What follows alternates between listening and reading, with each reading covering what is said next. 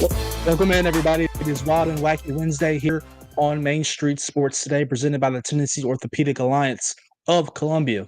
I'm David Wilson, wearing my powder blue shirt here in Nashville, and that's Calvin White also wearing a powder blue shirt. We did not coordinate this. His is a Nike, mine is an Under Armour, so forgive us on the technical, I guess, the wardrobe malfunction per se. We did not mean to match. Maybe you like that. But nonetheless, we're here on a Wednesday. It's another gorgeous day in the mid-state. We're glad to be here. Enjoying the sunshine, kind of like we mentioned yesterday, before all this rain hits the mid-state that's coming on Friday. We talked yesterday about all the games in the mid-state that have got moved from Friday to Thursday. That list was very small and just kind of building yesterday as we started the show. That list is now extensive, with at least in Wilson County, Smyrna and Green Hill moving to Thursday tomorrow at 7 o'clock, and Tipton, Rosemark, and Friendship Christian moving to Thursday as well. I know Calvin has a host of games, not only in Montgomery County, but Robertson County as well, that have also made the decision to try to avoid some rain and some lightning potentially, and getting themselves in a pickle, maybe having to play into Saturday, into the weekend, and to move their game up to tomorrow. So be sure to tune into our social media channels. You can see them at the bottom of your respective TV or your respective device. Be sure to tune in with us as we make those announcements made public. Calvin, beautiful day here in Nashville. Like I said, sun's out, guns out. How are things going up in Clarksville this afternoon? They're going good. It's another warmer day compared to what we've seen over the last couple of weeks. But like you just said, enjoy it for another 2 days until the weather hits us on Friday. But I guess the good thing is the weather's going to help us get playoff football started a little bit sooner. It will, and to not upset you a little bit, or upset myself rather, we got some warm weather now. Looking at the forecast next week, I've heard potential chance of flurries at some point, and it being super cold. So the weather in Tennessee around this time, as it usually is, very bipolar. One day you can walk outside without a jacket on, and the next day you could walk outside without 2 or 3 on. So we're getting that time of the year. Once again, it's a great time as well. Cross country championships are going to be underway starting tomorrow down in Memphis. Blaine Keller will be on assignment for that, so be sure to tune into his social media as well for all of those details. Basketball practice for the TSSAA programs got underway on Monday, so we are rocking and rolling as we have reached that point of the year where we have several sports getting started and several concluding. So we got a good show for you guys today. In the 3 o'clock hour, Ben Arthur of NFL on Fox will join us. We mentioned yesterday the NFL trade deadline was at 3 p.m. Central Time yesterday. A host of moves made by teams in the AFC, including the New York Jets, who shipped away not only Sauce Gardner, but former All-Pro and Pro Bowl defensive tackle Quinnen Williams to the Dallas Cowboys. The Titans made a move 2 days ago, sending Ernest Jones to the Ravens. So we'll talk to Ben about all those moves and his thoughts. Also, the Titans held a press conference over at Ascension St. Thomas Sports Park today with Mike Berganzi taking the stand at 10 o'clock. So we'll get his thoughts on that press conference as well. Berganzi was very candid with the media about the outlook of this team as they are in their bye week, sitting at 1-8 on their season. We'll also talk a little college hoops at the end of the first hour. Obviously, the college basketball season tipped off on Monday. We had some big matchups last night, not only in men's basketball, but in women's basketball as well. Looking forward to diving into those scores, including a local standout playing for Louisville that Calvin knows very well, who played against UConn last night. Then coming up here in the first segment of our show, our guest will be our good friend and good buddy, Caleb JARREAU from the Daily Times in East Tennessee. Tennessee lost to Oklahoma this past weekend in dark mode at Neyland Stadium, suffering their third loss of the season and honestly kind of pushing themselves out of the college football playoff territory, which those rankings were released last night. You'll see about that very shortly. But we'll talk to Caleb about the Vols. Is Josh Heupel on the hot seat? We've heard some calls for his job, maybe some Craze fans saying that it's time for Heupel to go. We'll get Caleb's thoughts on that, as well as the Tennessee Vols. The men, they opened up their season on Monday with the win over Mercer in some hoops. We'll talk to Caleb about those guys. Then last night, the Lady Vols opened up their season on the road in Greensboro with a 2-point loss to North Carolina State in a top 10 matchup. So we'll get his thoughts on that as well with Kim Caldwell and also Ruby Whitehorn was dismissed from the team earlier this week. So we'll get his thoughts on that as well. Once again, got a great show for you. Glad you're tuning in with us here on a Wild and Wacky Wednesday. Calvin, without further ado, let's dive right into it with yesterday's results and today's schedule on the rundown. This is the rundown. Scores across women's basketball, as I mentioned, I said it was a 2-point loss. It was a 3-point loss. North Carolina State defeats the University of Tennessee in women's hoops 80-77. It was Indiana defeating Lipscomb 80-46. It was Cumberland University picking up an 88-52 win over Johnson University. And it was UT Southern picking up a 93-74 win over Oakwood.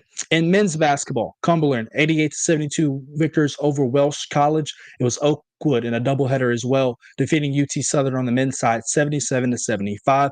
In the NHL, it was the Minnesota Wild picking up a 3-2 overtime win over the Nashville Predators. That was the Predators' second consecutive loss in overtime. In men's basketball, we had a super early tip-off this morning between MTSU men's basketball and Milligan. The Blue Raiders opened their season with a 100-51 win over Milligan. And in the NBA for tonight, the Memphis Grizzlies are hosting the Houston Rockets. Tip-off for that is set for 7 p.m. on the FanDuel Sports Network. Light schedule for tonight, so that will conclude our rundown. Those are your scores, and that was your schedule.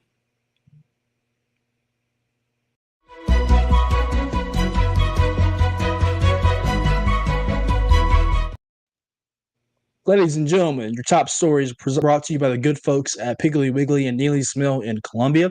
They're open from 11 a.m. until 6 p.m. Be sure to stop by and check out their delicious daily lunch options. They also offer hand-cut meats, and everything is cost plus 10% at the cash register. Piggly Wiggly, Neely's Mill in Columbia.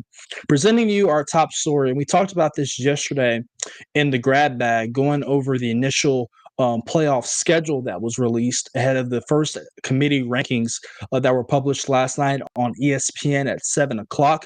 If you're into that kind of thing, Chris Massaro, who's the AD of Calvin's alma mater, MTSU, is serving on the playoff committee this year. So MTSU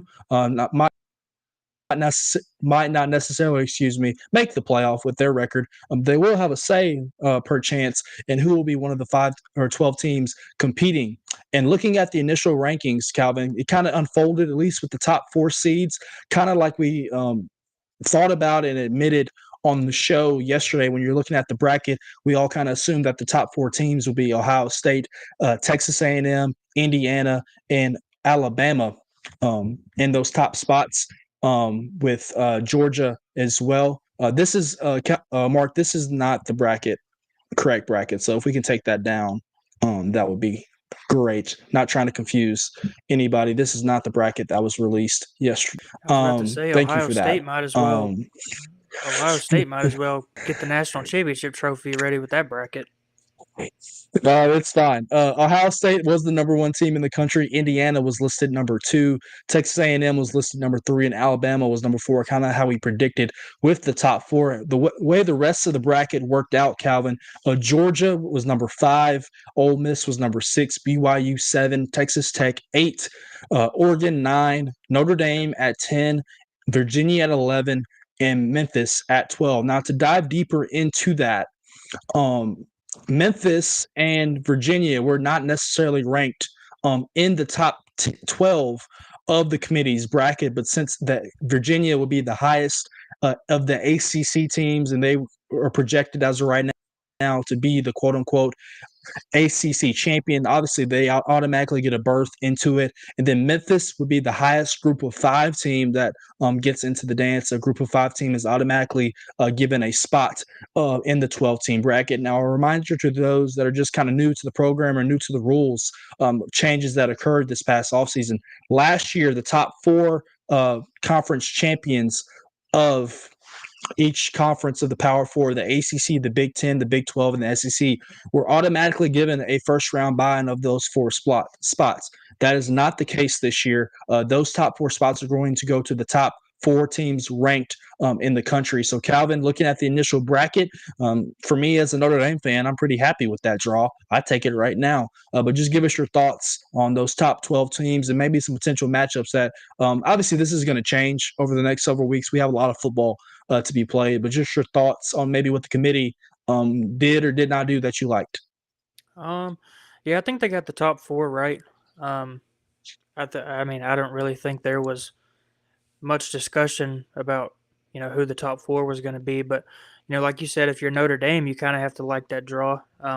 Maybe take care of business against BYU, and then try to get some, I guess not revenge, but get a second crack at Indiana in the playoff for 2 consecutive seasons. But also, if you're I mean, that Oregon-Texas Tech game could be interesting in the first round if that actually ends up happening. Then a potential Georgia-Alabama rematch in the quarterfinals for a spot in the semifinals against what I would assume a lot of people would think is going to be Ohio State.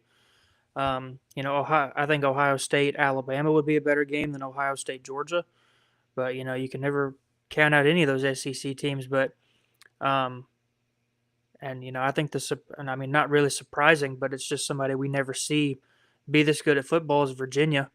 I do think Ole Miss would beat Virginia, but, with the new format, just to see a team like Virginia that we don't associate with a top-tier football team would be kind of cool to see in the playoff. Yeah, absolutely. My first thought, and you kind of mentioned the ACC with Virginia. Obviously, like, as I told you, they were not initially listed in the top 12 teams in the country. They were listed at number 14, I believe. But, the ACC is very, quote unquote, down this year. They could be a one bid league. And we're kind of using vernacular now with the college football playoff that we use for the tournament when it comes to hoops about one big leagues. And therefore, and the ACC feels like that. Obviously, Miami has suffered 2 losses over the last couple of weeks to Louisville and to SMU. They seem to be a lock at through the first couple of weeks of the season, the way they looked, especially after the win over Notre Dame to open the season. Georgia Tech lost this past weekend to NC State. They now have 1 loss on their resume. So it looks like, as of right now, the ACC could potentially be a one-bid league. But there's going to be some shuffling here. There's some teams that are not listed, obviously, in the graphic or in the picture that we showed you, that have their opportunity to play their way into college football playoff contention. The first team out of this bracket was the Texas Longhorns, who have 2 losses on their season, but have not necessarily looked the best at times. They looked really good this past weekend against Vanderbilt, had to hold on late in the second half, but they are just sitting right outside looking in, and they potentially have to play Georgia over the next couple of weeks. So a win over the Bulldogs could easily leap Texas into the conversation and into the playoff format. You think about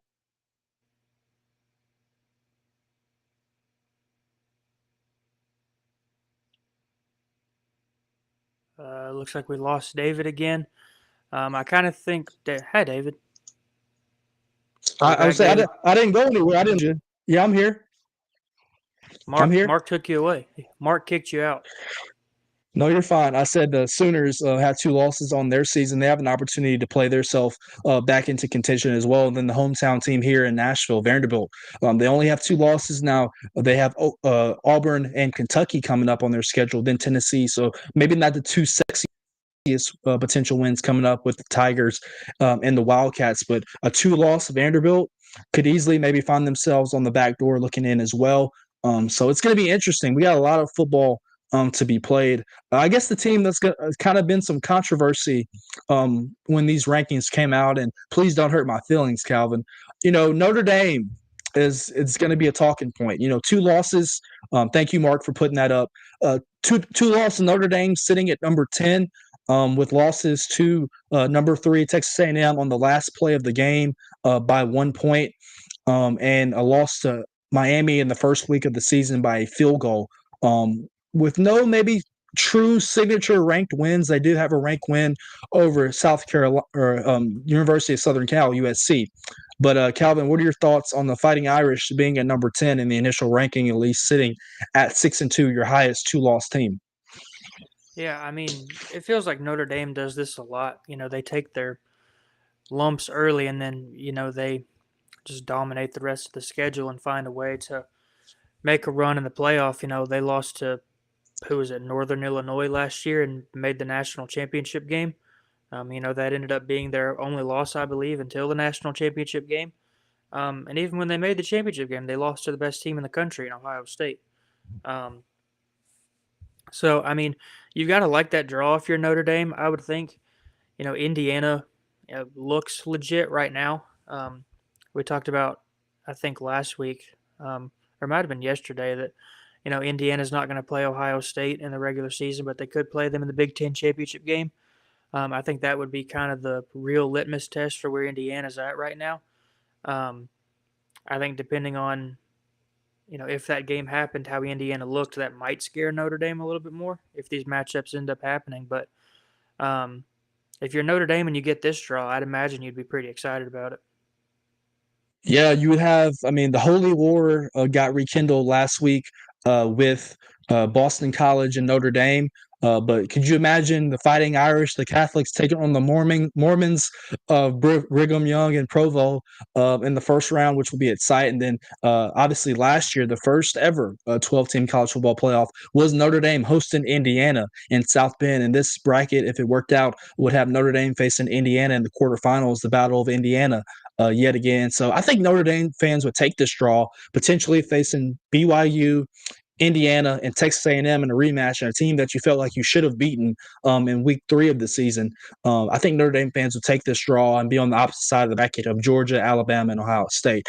Mark, feel free to save this. We might discuss it with Caleb JARREAU as he joins us next on the break. Another thing, Calvin, I think there was some controversy and some talk that based on resume alone and who they have beaten, going away from the eye test and who they've beaten, that you might potentially rank Texas A&M number 1, considering they play in the SEC and the SEC teams they've beaten, and the road win over Notre Dame, which honestly might be the best win of any team on the season right now, maybe outside of Alabama beating Georgia. So we will see that with coming up in the up over the next couple weeks where this will go. Got a good show for you guys on deck once again. Appreciate you joining us on a Wild and Wacky Wednesday here on Main Street Sports Today. Coming up after the break, friend of the show, Caleb JARREAU of the Daily Times from East Tennessee, is going to join us to talk all things Tennessee Vols. Coming up right after the break. Stick with us.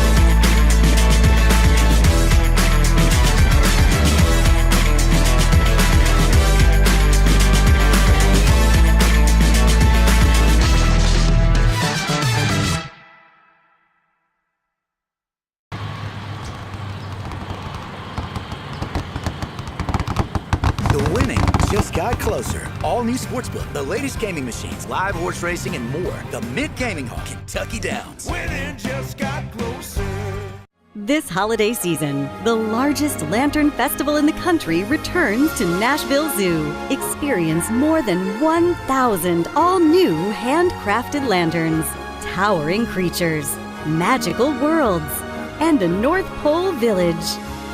At the center of it all, the Smashville Ice Rink. Welcome back to Zoolumination at Nashville Zoo. Bigger, brighter, and better than ever. Busy bee, yeah, busy bee. If you need... Hold on, y'all, hold on. I need to make a call. Hey, this is Brianna with Busy Bee. I'm giving you a call to let you know your technician is on his way. 3-3. Oh, busy bee. Guys, not yet. Not yet. Busy bee, oh, Now I'm ready, guys. Call 775-7833. Custom Stone Handlers supplies over 600 distributors and suppliers with quality stone products. Along with Riverstone, we produce and distribute over 100 building, landscape, and other bulk products. Our goal is to provide quality products, service, and partnerships to ensure our customers' success. We firmly believe the measure of any person or company is how you treat other people and customers. Give them a call at 931-490-4990 or visit CustomStoneHandlers.com.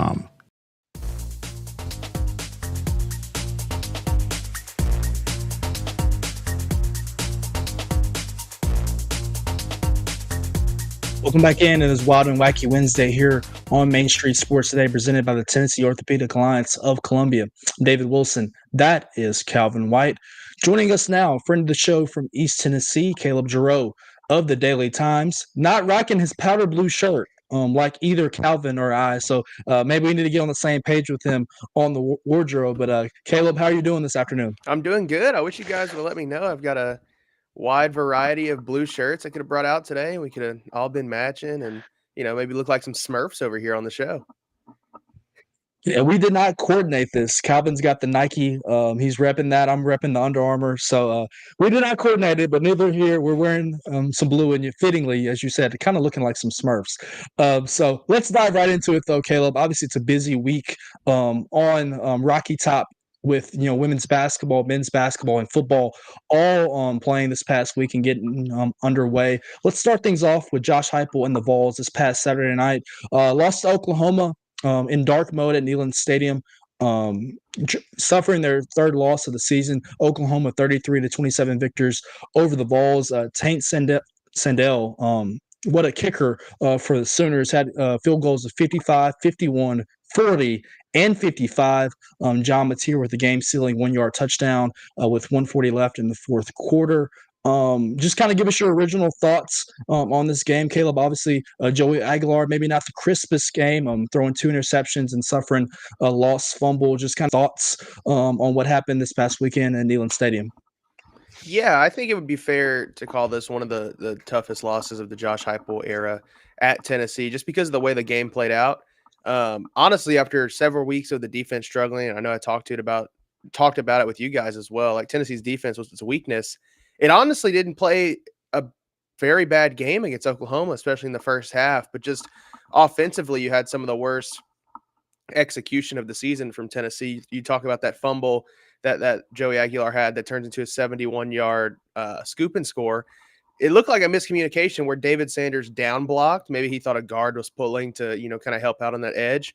And Mason Thomas just runs around that edge and forces the strip sack. And then you got one pick where Joey just overthrows a guy by a mile. And then another pick where it looks like he didn't realize the safety was going to rotate down. So, and none of those things, too, to your point, are stuff that Joey didn't expect. I asked him post game, because Oklahoma's defense on paper is probably the toughest he's faced this season, but it's also the most complicated. Brent Venables chalks up a lot of, stunts on the defensive line. They play weird rotations in the back end that kind of keep quarterbacks guessing. They disguise coverages really well. And I asked Joey, like, were any of those things you didn't expect? And he said, it was just stuff he expected, but you just didn't execute. So I think offensively it's a real letdown game. And then obviously the 4th and 1, when you're trying to tie the game and you've got a freshman tight end who gets hit in the face mask with the football and doesn't make the play, even though he's wide open, is one that Tennessee fans obviously will remember for a while. Missed field goals again, come back to bite you. So honestly, I don't think anybody really saw it playing out this way. I know for me in particular, I thought if Oklahoma was going to win, it would be a high scoring game and, their defense might just get one stop at a crucial moment. I never thought it'd be as ugly as it was. I think 16-10 going into halftime, and then still gave up a season high SEC points for Oklahoma. So that's my overall takeaway, is poor execution and probably one of the worst losses under Josh Heupel, which, it's, I think, their first home loss that I can remember that hasn't been Georgia in recent memory. So just a game that you wish you won, especially looking at the playoff picture, and one that they easily could have if they executed. Yeah, I'm going to preface this next question by saying, with everything that happened within this program this past spring with the Nico Iamaleava situation at quarterback, if somebody would have told you right after that, before Joey Aguilar got announced as their quarterback transferring in, if somebody would have told you this team was 6-3 heading into the first week of November. I think some would say that's a great coaching job by Josh Heupel, considering not only not having your starting quarterback from last year, but all the players that they lost to the NFL draft and from graduation. I mean, this roster got completely turned over.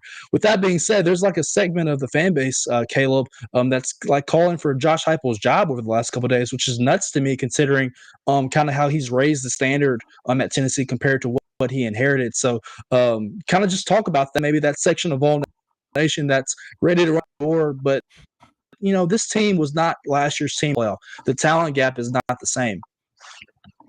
Yeah, and I think to your point too, honestly, if you told me they're 6-3 at this point, I think they could have done that with Nico playing quarterback or maybe even Jake Merklinger, because the way the schedule plays out, it's so easy. Obviously, Georgia, Alabama are tough games. Oklahoma was your next ranked opponent. I mean, Mississippi State wasn't very good. Arkansas doesn't have a head coach. UAB is obviously UAB. Like those games are ones that I think you should have won no matter who is playing quarterback. But the stuff about running Josh Heupel out of town, it just doesn't make much sense to me because you look at, like you said, how he's raised the standard of this program in Knoxville, especially from where it was in the 2020s. Like everybody thinks that Tennessee is supposed to be a program that's in the playoff every year. And historically, that's not the case no matter what period really you look at. I mean, the Philip Fulmer eras, Tennessee was at the top of college football, but that was a peak amongst a lot of valleys and up and down seasons. And I think somebody said that, in its history, Tennessee averages 7 wins a season. So what Josh Heupel truthfully has done at Tennessee in a very tough place to recruit, when you look at the fact that, no offense to, we all cover preps, but no offense to the state of Tennessee, not a lot of top guys are coming out of the state of Tennessee, usually in every class. This isn't Texas or Georgia or Florida. And you're 3 hours away from Georgia and Alabama's 4 hours away. So you're competing with the top schools in the country every year for recruits. It makes it tough to put together consistent classes. Yet Josh Heupel has stacked together great recruiting classes every year he's been here. He's competing against the top teams in the SEC, even if he isn't beating them. Now, is it fair to question if maybe he's hit his ceiling at Tennessee or maybe he needs to make some staff changes to continue improving? Sure, I think those are fair questions for any coach that's in the position Josh Heupel is in, because it feels like you've been knocking on the door for a while, but you haven't made it yet. And you're in year 5 now, or entering year 5. Like, this is where you start to – it's really his program at this point. So I think it's fair to question maybe if staff changes are needed, if they need to switch up something. I know it's a hot topic this year of if coaches should call their own plays. I think it's fair to question that. I think it's outrageous to even question if Josh Heupel should be the head coach, because who else do you want? You see this around the country. Just look at LSU. They fired Ed Ogeron because they thought they could get something better, and now they're in the same position looking for something better. I mean, with the way coaching hires give and take, and I think Josh Heupel at Tennessee, for the simple fact that he's had success, but also his athletic director from UCF brought him from UCF to here. Is he all of a sudden going to fire him now that they're here? It just doesn't make any sense to me. And I think those fans are, living in a world where they see the success of other teams and think that's them. And it hasn't historically been Tennessee. And truthfully, to your point, what Josh Heupel has done has raised the standard and the floor at Tennessee for what they can be. We've seen him grow up on offense, especially this year. They're running a lot of new offensive schemes. And I think once they put a good offense and a good defense together, they can be dangerous. Because this reminds me, I'm a Saints fan. This reminds me a lot about my New Orleans Saints, where, we had all those years of Drew Brees and you couldn't put a defense together. When we finally got a defense, we had no offense. So I think you're seeing that a little bit with Tennessee, where like 2022, you've got the best offense in the country, but the defense is horrific. 23, you're in the middle of the road for both, whatever. 24 last year, great defense, offense isn't very good. So once he puts both of those together at the same time, I think Tennessee will be dangerous. But again, I think it's truthfully stupid to even talk about firing Josh Heupel for something better. Staff changes are a fair argument, but firing him for somebody better, it just doesn't make any sense to me. Caleb, you talked about Calvin, before you hop in, you got to apologize to this guy for being a Saints fan. He's been through it the last couple of years. Good grief. Go ahead, Calvin. I know y'all are Titans guys in Middle Tennessee, I'm sure, and all of my Titans. Don't throw me on that bandwagon. No. All of my Titans friends are always don't throw me on that bandwagon. You can't complain about being a Saints fan. You got a Super Bowl. Yeah, well, we peaked. Nice. We got one Super Bowl over Peyton Manning, and just doomed to mediocrity for the rest of our days, I guess. Do not associate us with that dumpster fire in Nashville right now. But you talked about Josh Heupel raising the standard at Tennessee, especially in today's world of college athletics, and frankly, any any sport in any league, your best result suddenly becomes the standard. And Josh Heupel making the playoff last year, that's going to become the standard that every Tennessee fan expects until the end of time. When you have a season like this year where you just took your third loss with 3 games left in the year, and you've got a near zero shot of making the playoff at this point, does it kind of take a little bit of the air out of the season? Yeah, I think that's the case with the playoff as a whole, because you wonder now. I mean, you play all year for a playoff. You practice all season to make the college football playoff to play in that. And it used to be too, when it was a 14 playoff, you at least were playing for like a New Year's Six bowl. Like, oh man, we missed out on the playoff, but at least we can go to a Sugar Bowl or an Orange Bowl or something like that, like Tennessee did in 2022. Now it's really, you're playing for a Music City Bowl or just to beat the teams you should beat. I think there's some spoiler aspects to it. I'm sure Tennessee would love to spoil a Vanderbilt college football playoff season. But it is a question mark, and you wonder what the motivation is within this group. Obviously, they met with the media today, and everybody, spoke the coaching slang and said the right things, but you wouldn't expect anything less from your veteran guys to say the right things to the media. What's happening behind the scenes is a question mark. And I've wondered this too now in this age of the larger playoff. Once you're, 3 losses probably isn't going to get you in the playoff, but at least if something crazy happens and a ton of teams lose, you're in the conversation maybe. But if you get 4 losses or even 5, what's keeping some players from just opting out and going ahead and saying they're entering the portal and quitting on the season? So it is questionable to me to see what this team's motivation will be. You have a bye week this week, which is also weird. A lot of coaches love to play the week after a loss to kind of have the Listerine, get that taste out of your mouth and get back on the field. So bye week this week kind of throws a wrinkle in those things as well. But I'm curious to see how this group responds, what the motivation is like. You've got New Mexico State and then Florida and Vanderbilt at home, which, like I said, I'm sure Tennessee would love to play spoiler for Vanderbilt in a college football playoff situation. And then Florida on the road. I mean, you haven't won there in almost over 20 years. So that's a place where Tennessee will be looking to exercise some demons against a team that, should be limping to the finish line, but we saw what they did against Georgia this last weekend. So that'll be an interesting one too. So at this point, I could see Tennessee finishing 7-5 just as easily as I could see them finishing 9-3, just the way with the end of the schedule finishes out. And a lot of it, to your point, Calvin, is how motivated is this group? And, do they want to finish on the best foot? Do they approach it as we can finish 9-3, win a bowl game for another 10-win season and keep building? Or do they approach it as, we didn't make the college football playoff, the season is over? I want to, move into basketball for a little bit. It looks like Rick Barnes has got another really good team this year. They hung with Duke in an exhibition last week. Cameron Boozer looked like the number 2 player in the country, 24 and like 23 rebounds. Only fell by 7 points to Duke, but beat Mercer by 15 in the season opener on Monday. Nate Ament, 18 points, 9 rebounds. JP Estrella, 12 points, 5 rebounds. Just, I know it's Mercer, and I believe that's an NAIA team. No. Just what do you like? You about can't the sleep on the Bears, Calvin. No, they're Division 1. Really? Yeah. My bad. My apologies to Mercer basketball. They're gonna come and get you. Well, we're talking about Rick Barnes and the VOLS right now. But Caleb, what do you like about Rick Barnes' squad so far? Yeah, I think this group is in a position where you have pieces, you just have to put the puzzle together. And I think in that scrimmage against Duke in particular, in both contests, the front court has looked amazing. They've had some issues with turnovers, which Rick Barnes has one of the funniest lines that he uses at least once a year. And if people remember Eurosh from, the 2021, 22-ish era, he uses this line all the time. If you're 7 foot, why are you bringing the ball down to your knees? Like, that should just never happen. So front court has some turnover issues, but they've looked really, really good between JP Estrella, Felix Akpara, Cade Phillips, those guys. Even Dwayne Brown, as a freshman, has looked amazing. So I think the front court has looked really good. The real question mark for me right now is Jacoby Gillespie and Nate Ament feel like they're both trying to do too much. And you saw Nate Ament kind of hit the brakes in this in the regular season opener against Mercer. And I think that was a good thing to see, to where Rick Barnes at the end of the game said he thought he could have taken more threes and dribbled the ball more than he did. And I think that's a big difference from the Duke scrimmage where he did too much. And Jacoby Gillespie is a guy who is trying to balance being a scoring guard and a point guard.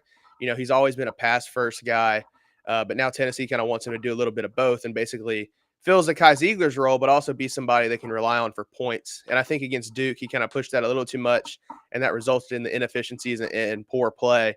But even like you said, in that exhibition against Duke, they're right there at the end, and Duke looks like one of the top teams in the country, especially with the Boozer brothers, like you mentioned, who are probably going to be at least one of them is going to be a lottery pick more than likely next year alongside Nate Ament. So I think right now with this group, you've got the pieces of the puzzle. You just got to find out who can play what spot and where to put guys.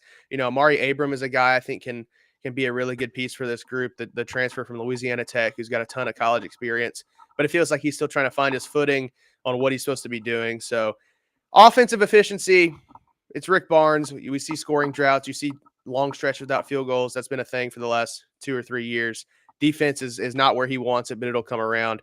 But I think, you know, on paper, this should be a really good basketball team. And I know Jeff Goodman was ripping their schedule on Twitter for some reason, but they've got 5 games to warm up before playing one of the toughest stretches in the country. So hopefully the next 5 games, Northern Kentucky is the next one on Saturday, you start to iron out some of those issues and find out where guys play their best at, and also let them know where they play best at.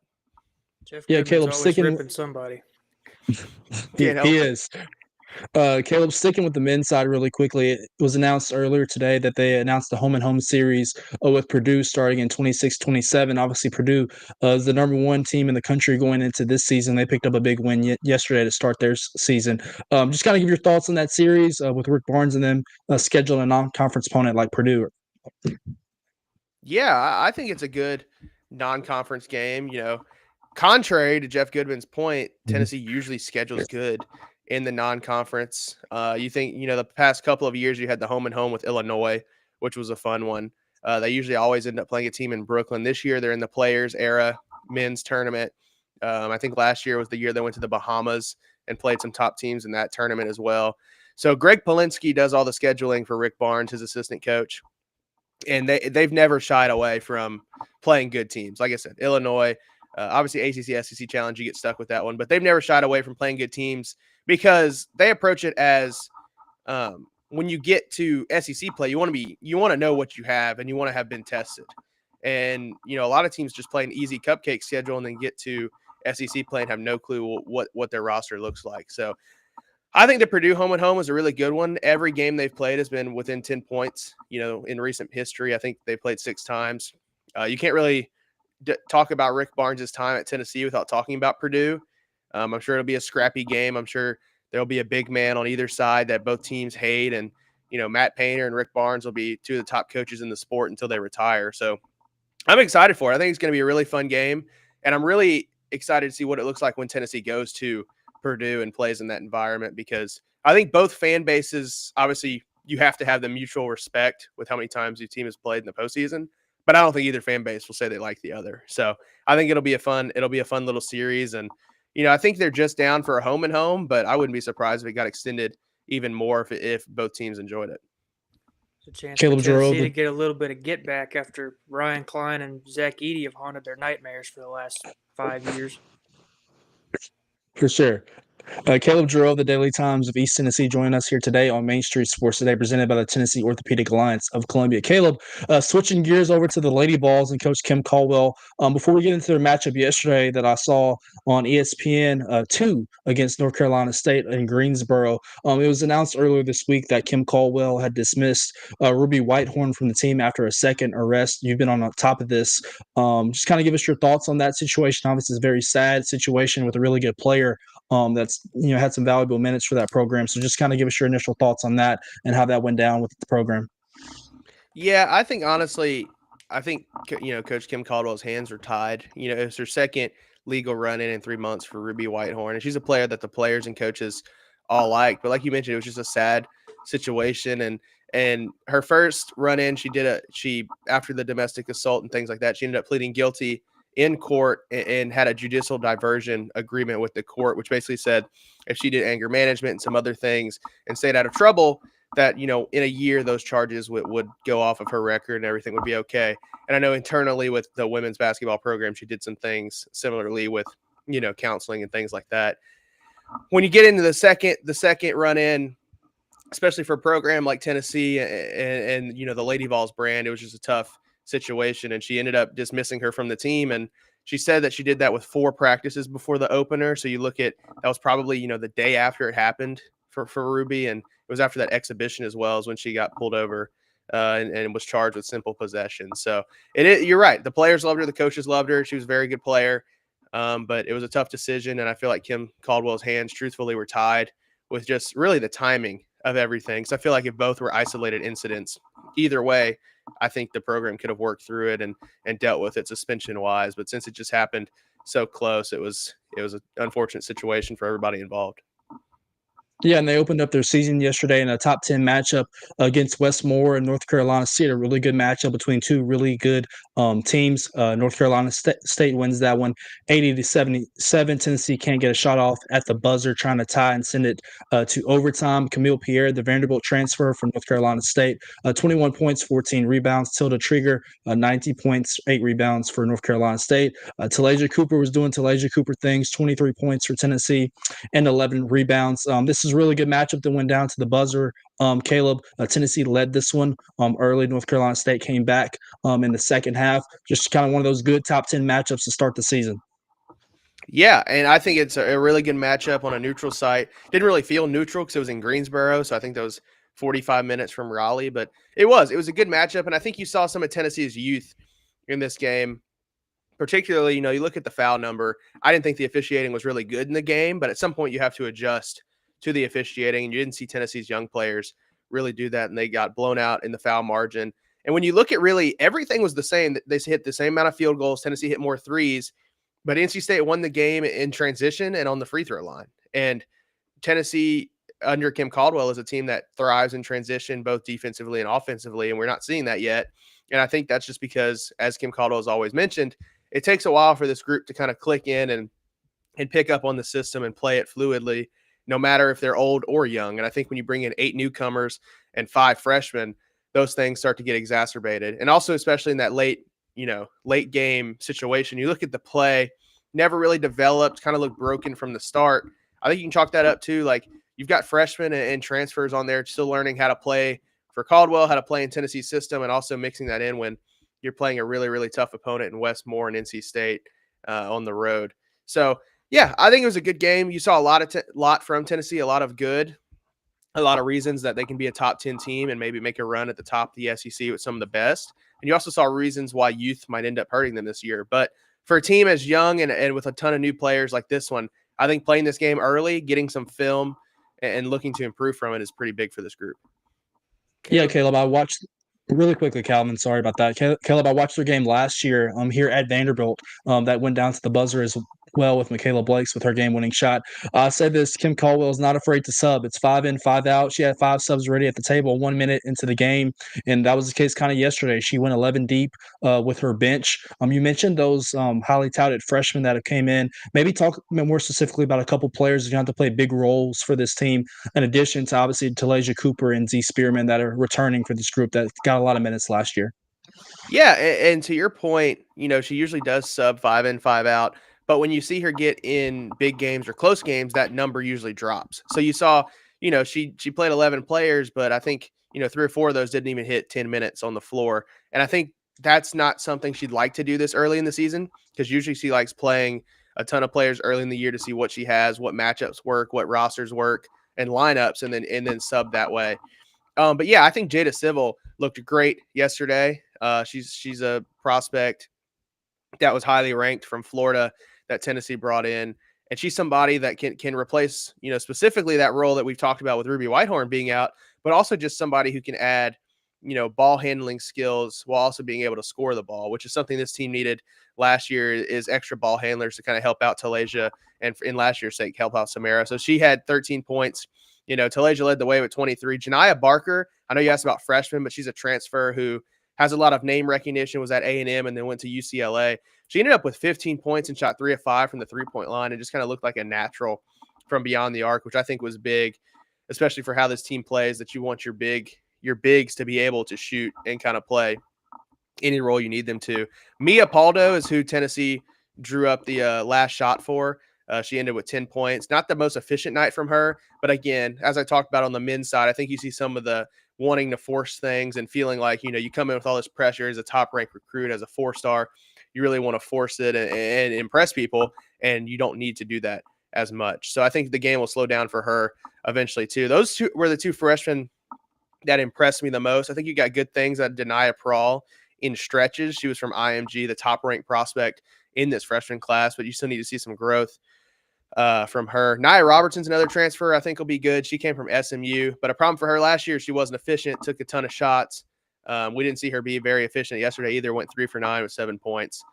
Rebounds were all across the board. I think you need more rebounds out of your bigs. Talasia ended up leading you with 11 rebounds, and Z Spearman had 9, but then she was the only big that had more than, the next big that was rebounding would have been Jersey, or would have been Janiyah Barker with 2. So I think you need more rebounds out of your bigs, whether that's relying on freshmen or transfers. And I think you need to be more efficient and just try not to force things. But at the end of the day, I think this group is going to look different from last year's. I don't think they can shoot the 3 like last year's group could, which means I think you're going to have to see a lot more driving to the rim and trying to get fouled. And I felt like yesterday they settled for threes a lot, and more importantly, settled for threes very early in the shot clock, which ended up giving NC State a ton of time to just kind of run. And you take those long threes, rebound bounces out, and all of a sudden NC State's running in transition and you're out of position on defense. When you're out of position on defense, you're either giving up a bucket or you're fouling. And I think that was the story of the game was inefficient shots, low percentage shots on offense, paired with being out of position on defense, not helping. The back of your press was awful at times, giving up, 94-foot passes basically for buckets for NC State. So there's little things to clean up. Luckily, I feel like for this group, you don't have any like red alarm sirens going off or big problems that aren't fixable. A lot of it, truthfully, is just, being more disciplined and playing better in the system. That's Caleb JARREAU of the Daily Times out in East Tennessee. You can follow him on X at Caleb JARREAU 16. He's got a lot of good stuff from preps to the college ranks. He's got all you covered. Now, Caleb, your game on Friday for football, high school football, what are you covering? Yeah, so I'll be at Maryville and Westridge, so it should be absolute blowout. The Lady Vols play on Friday, so I'll be missing. That's a weird game scheduled, so I'll be missing that one for football. A ton of schools are changing their games to tomorrow right now, which I didn't realize the weather was supposed to be really bad on Friday. Yeah. So we got some overlap. If Lebanon can knock off Riverdale on Friday in the My TV game of the week here in the Mid-State, they'll be heading out to East Tennessee, I believe, to face the winner of your game. So that'll be interesting to say the least. So you might get a phone call from me, have some crossover coverage. So we appreciate you. Hey, I've made my opinions on this pod system that the TSSAA has made, where your second and third round matchups are almost over 2 hours. I've made my opinions clear on that one, especially for 2A schools. There's not a 2A school in East Tennessee that'll travel less than 4 hours for its second round matchup this year. Brutal. Outrageous. It's rough. But the Wilson County schools, they're trying to get away from Rutherford County, which might have the best division or region in the state, in at least Class 6A. So we'll suffice it there. Caleb, we appreciate you taking some time on some late notice today and joining us. Awesome. Appreciate you having me, guys. Coming up after the commercial break, we'll dive into some more college hoops. That'll be next here on Main Streets today, so stick with us.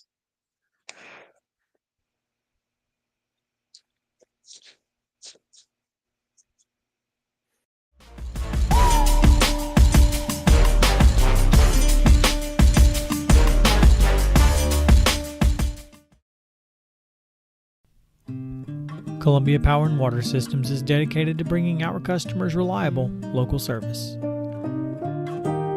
Whether you're turning on a light switch, your faucet, or streaming on TV, our dedicated team members from here in Murray County work every day to keep you on. If you need us, call us 931-388-4833 or visit cpws.com. CPWS, local service, local support.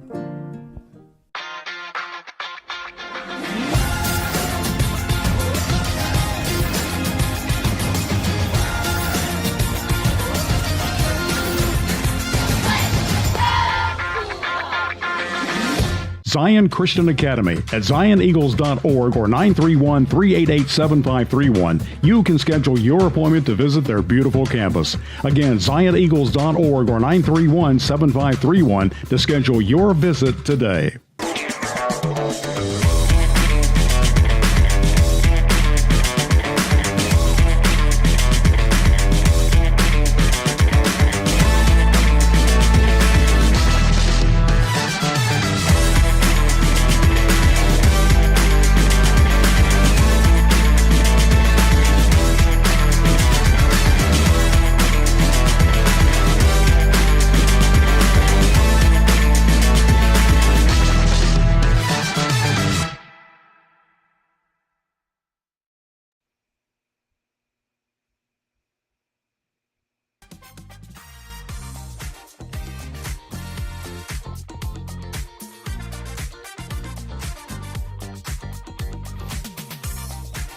Welcome back in. It is Wild and Wacky Wednesday here on Main Street Sports Today, presented by the Tennessee Orthopedic Alliance of Columbia. David Wilson. That is Calvin White. Closing the first hour, we're going to talk some college basketball hoops that came across our television screens last night. This one was on ESPN right after the release of the college football playoff rankings. It was the first ever Dick Vitale Invitational on ESPN. It's the Duke Blue Devils taking on the Texas Longhorns, a battle of the ACC versus the SEC. And it was Duke picking up a 75-50 win over Texas. Isaiah Evans, the sophomore for Duke, with 23 points in this one, and Cam Boozer, as Caleb and Calvin discussed, a future lottery pick in next year's NBA draft. He had 15 points and 13 rebounds. The son of former NBA legend Carlos Boozer. So Duke, once again, a perennial top 5, top 10 team in the country under Coach John Schneider. They pick up a big win over Texas to start the year, Calvin. Yeah, I got to watch most of this one. Cameron Boozer has looked like the number 3 player in the country through their exhibition with Tennessee and through the first game of the regular season. He's just a massive human being. He's 6'9", 250, and can shoot it pretty well. He was only 3 for 12 last night, but got to the free throw line a bunch. Isaiah Evans is really good for Duke. He's been in that program for a couple of years. Patrick Ngongba is one of their bigs that they've had for the last couple of years that's kind of been thrust into that starting role after, playing behind Cooper Flagg and those other dudes in the front court over the last couple of years. But Caleb mentioned it as well. It looks like Duke's got another really good team. I guess we'll need a bigger sample size to figure out if they're national championship good, but for at least right now, Cameron Boozer and the Blue Devils are fun to watch. Yeah, forgive me. I said 50. Excuse me. There was 75-60 final. First, once again, in the Dick Vitale Invitational. He was on the call last night. Always good to see Dickie V on the call. We mentioned this one just recently in our last segment with Caleb JARREAU. The Lady Vols had a top 10 matchup on ESPN2 last night against North Carolina State. Once again, it was North Carolina State picking up an 80-77 win over the Lady Vols. Vanderbilt transfer Camille Pierre with 21 points and 14 rebounds for the Wolfpack in her first game under Coach Westmore. And Tilda Trieger had 19 points and 8 boards. Talasia Cooper with 23 points, the leading scorer and rebounder with 11 boards for Tennessee. And this is a Lady Vol team, as Caleb kind of mentioned, their style and their pace. They're going to be right there when it comes to the contenders in the SEC. Sticking with women's basketball, a matchup that Calvin might have some interest in. It was UConn and the Armed Forces Classic. Obviously, they're the preseason number 1 team in the country, fresh off their national championship win over South Carolina last year. They defeated number 20 ranked Louisville 70-66 up in Connecticut. It was Sarah Strong with 21 points and 9 rebounds for the Huskies, and AZ Fudd with 20 points as well. For Louisville, former Clarksville High standout and former McDonald's All-American and Miss Basketball here in the state of Tennessee, Amari Berry had 13 points for the Cardinal. But it's UConn getting off to a good start in its title defense, defeating the visiting Cardinal by 13 points up in Stores. Yeah, as long as Gino's at UConn's going to be a national championship contender. They're, the best women's basketball program of all time. He's built them into that over the last 30, 40 years. It was cool to, see a local product out of Clarksville play so well as she did for Louisville last night. And Amari Berry led the Wildcats to an undefeated regular season 2 years ago before they fell to Bradley Central in the state tournament. But, just about any women's basketball team in the state here loses to Bradley Central at one time or another. But it was cool to see Amari Berry have a good game for Louisville, even if it did come in a loss to Gino and the Huskies. I mean, yeah, they lost Paige Beckers to the Dallas Wings. She was the number 1 overall pick last year in the WNBA. NBA draft, but they still returned Sarah Strong, who's a great player, a freshman last year, so she's going to be just a sophomore, and AZ Fudd, a really good player that showed out in the Final Four as well. So the Huskies, in addition to those two players in the freshman class that they brought in, you mentioned Gino. Gino knows how to recruit too, and he's going to have those girls whipped into shape and ready to play for the rest of the season. So excited to watch them grow. And it was UConn for so long, and we got the run with South Carolina and some of the SEC teams in Iowa with Caitlin Clark, but the Huskies are trying to show that they are for real once again and try to chase down back-to-back national championships. We kind of mentioned this, Calvin, just some news and notes in college basketball on the women's and men's side as we close out this first hour of the show. The strength of men's basketball last year was the depth of the SEC. Think about all the SEC teams, including Vanderbilt and Tennessee within the state, that made the postseason last year in the NCAA tournament. You had 5 teams in the SEC ranked in the top 25 to start the year. One of them was Florida, who lost to Arizona to open their season in a top 10 ranked matchup. Also, you have Arkansas, Alabama, the University of Tennessee, as Caleb mentioned, opened up their season with a win over Mercer on Monday, and then Auburn, who had to go to overtime to defeat Bethune-Cookman in their season opener. Maybe just talk about the strength of the SEC on the men's side, Calvin. Yeah, the SEC last year was, in terms of the depth you were talking about, it's probably the best conference. I mean, it's got an argument to the best conference in a single season in the history of college basketball. I think Kentucky finished like 8th in the conference last year and made the Sweet 16. And, those teams at the top were just so loaded when you talk about that Alabama team, Florida that won the national championship, Auburn, who had a national player of the year contender in Janai Broome. Obviously, no more Bruce Pearl at Auburn. And, Florida looks to be really good again, even though they fell to Arizona the other night. But the top of the SEC is extremely loaded. And even, once you get down toward the middle, it's kind of, cannibalism, because some of the teams at the bottom are still good teams, and the middle of the conference just kind of eats each other up to where everybody has, what looks like a mediocre conference record, but everybody else is so good that it's turning into football where there's no easy win in the SEC, outside of South Carolina last year, who wasn't that great.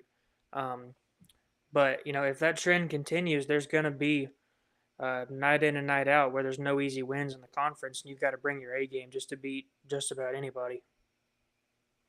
Yeah, and the same can be said on the women's side as well. Looking at the 8 teams that are in the top 25 poll on the women's basketball side, a lot of these are in the top 10. You think about South Carolina, who's the preseason number 2. You have Texas, LSU, Oklahoma. All those teams are in the top 5 or 6. University of Tennessee, who's in the top 10 as well. Then you have Coach Yo down at Ole Miss. You have Vanderbilt with Shea sitting at 19, and Kentucky in the back half of the top 25. So the SEC women's slate in conference play is going to be kind of what Calvin said. It's going to be a battle night after night where you're especially playing against those teams. I was trying to look forward to having Elena Morris of Vanderbilt 247 joining us here today to talk about Vanderbilt's women. Was really impressed with their win over Cal and Paris last week. So we're looking forward to having her on the show next week to talk about Shea Ralph, Michaela Blake, and the Commodores. We've reached the 3 o'clock hour here on Main Street Sports Today, presented by the Tennessee Orthopedic Alliance of Columbia. We appreciate you guys sticking with us. Coming up after the break, we'll dive into the grab bag, talk a little baseball. The Braves are back in the news with some player options and some coaching changes. We also have some news on the NFL and NBA as well, so stick with us.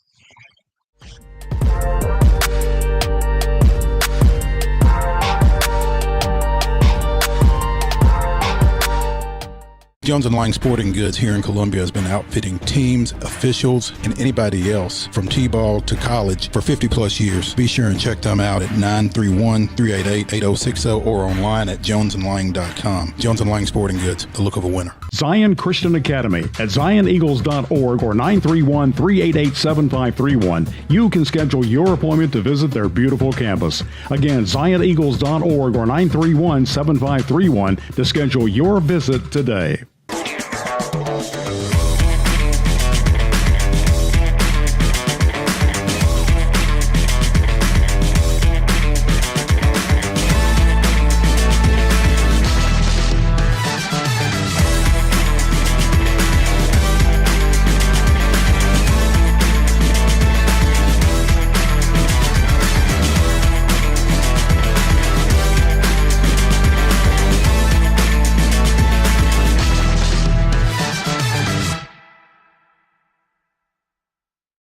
Is your internet slowing you down?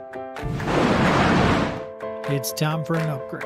Whether you're at home, working from your home office, or at your business, it's time to unleash the speed you need with speeds up to 1 gig at CPWS for as low as $70 a month.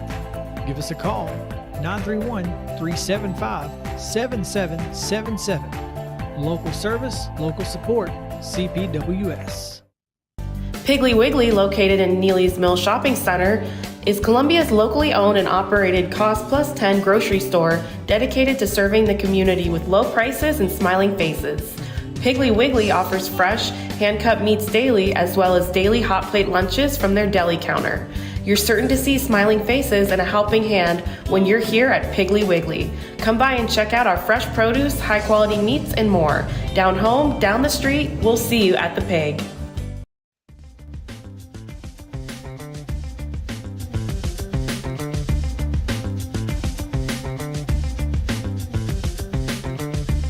Welcome back in. It is the second hour of Main Street Sports Today, presented by the Tennessee Orthopedic Alliance of Columbia. David Wilson, that is Calvin White. It's time to talk a little baseball chatter and jump into the grab bag all at once. We got a lot of news and notes on a Wednesday afternoon in the world of sports. Calvin, we'll start things off with the Braves and a little MLB. It was announced this morning and last night. Kind of a little platter this morning was announced that the Braves have picked up their $18 million option on former Cy Young winner and left-handed ace Chris Sale. Last night, also in Braves local radio down in Atlanta area, Alex Anthopoulos, the Braves GM, announced that they are picking up the $7 million option on Ozzie Albies. Chris Sale obviously missed a lot of the time last year with a fractured rib. But, he was 7-5 with a 2.58 ERA. And had 165 strikeouts in just 125 innings. Obviously, as I mentioned, the year before winning the Cy Young, leading the Braves Triple Crown and pitching with 18 wins, 225 strikeouts, and a 2.38 ERA. It seemed like a no-brainer for the Braves to pick up this contract option on Chris Sale, considering an $18 million for him is kind of a bargain. Yeah, and we talked about it yesterday. If you can just get the pitching staff back healthy instead of going and spending more money in free agency, the Braves should be pretty set as far as pitching goes when next season starts. And, like you mentioned, that's a deal for a guy that was the unanimous National League Cy Young winner last year. And even though he's, historically injury prone, when he's healthy, he's very good. And we saw it, last year, obviously, when he won the Cy Young. But even all those years with Boston and the White Sox, he was an ace. He was just pitching in the American League the same time as, Justin Verlander, Max Scherzer, pitchers like that. So if the Braves can just get the pitching staff back healthy, they should be pretty solid. And, I guess I am glad that they brought Ozzie Albies back even after the year he just had.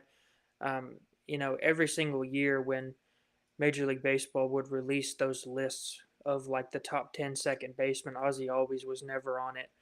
And it always felt like he should have at least been in the conversation because he's always been a very productive second baseman compared to the production that you get at that spot from the rest of baseball.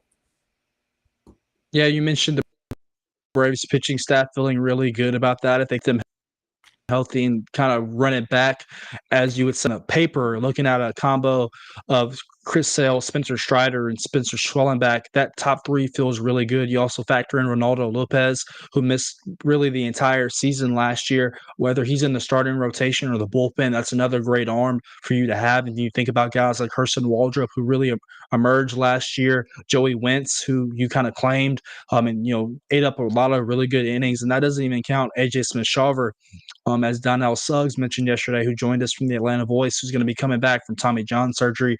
You also got to think about guys like Grant Holmes. So the Braves have some pitching depth in their starting rotation. It's can they keep those guys healthy for a full 162-game season? And that is going to be the task of Walt Weiss, who was named the Braves manager in a press conference yesterday. It's official now that he inked a 3-year contract with the Braves with the club for a fourth year. He's also announced additions to his coaching staff already. Both of these guys on the Mets coaching staff last year. Jeremy Hefner, who was their pitching coach, and Antoine Richardson, who has Vanderbilt ties here from the Mid-State, been announced to the Braves coaching staff. Those two will replace Tom Goodwin, who was the Braves first base coach last year, and Rick Kranitz, who was their pitching coach. Both of those guys have been informed that they are not returning to the team. In addition to third base coach Freddie Gonzalez, who picked up for Matt Tuiasosopo during the middle of the season. Hefner is 39 years old. He spent the past 6 seasons as the pitching coach for the New York Mets. Throughout his tenure, the Mets pitching staff earned 6 All-Star selections and posted the 6th best ERA in baseball.